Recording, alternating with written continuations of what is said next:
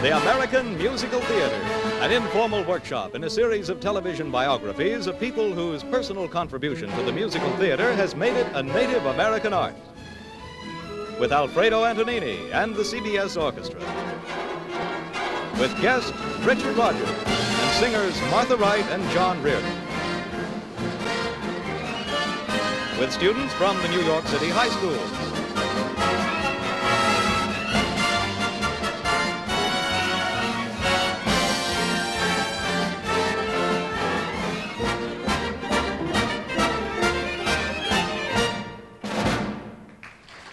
And the host for the workshop, Jim Morske.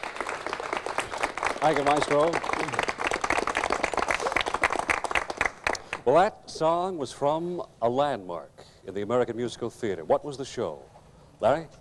Oklahoma. What was the name of the song? Josie? I Can't Say No. I Can't Say No, from 1943, Oklahoma's first presentation on Broadway. And for the first time, that show introduced the team of Rodgers and Hammerstein to Broadway. Of course, before that, each of those gentlemen had worked separately in the American Musical Theater. Richard Rodgers with Larry Hart, and he told us about that collaboration last week. Oscar Hammerstein had worked with a number of other composers, and can you name some of them for me? Elliot?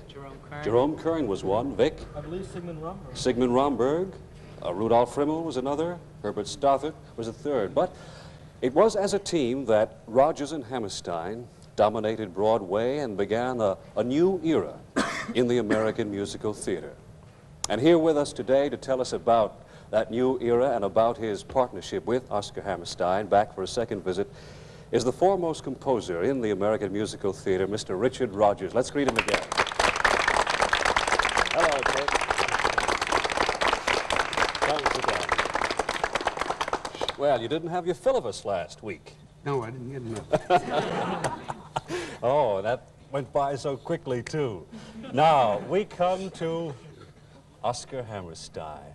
Now, how did the two of you meet for the first time, and when did you decide to collaborate on Broadway musicals? Well, let me answer the first part of the question first. All right. Oscar and I must have met physically when we were very, very small children, because my father, I told you this last week, was a doctor. Yes. And